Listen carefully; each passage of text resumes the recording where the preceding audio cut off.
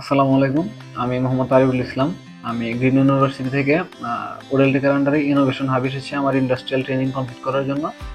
তো কোম্পানি হিসাবে innovation hub আমাদের ইন্টার্নদের প্রতি অনেক রেসপেক্টফুল এবং অনেক দায়িত্বশীল ছিলেন।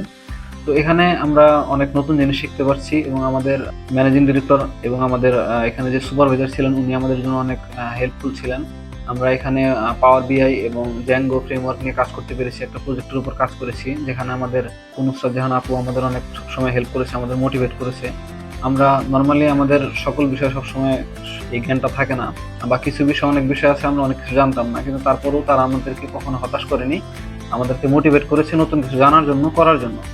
তো আমরা এই কারণেই ইনোভেশন হাবের প্রতি অনেক গ্রেটফুল। তাদের আমাদের মানে মনের গভীর থেকে তাদের প্রতি আমাদের অনেক রেসপেক্ট থাকবে এবং তাদের প্রতি শুভকামনা থাকবে।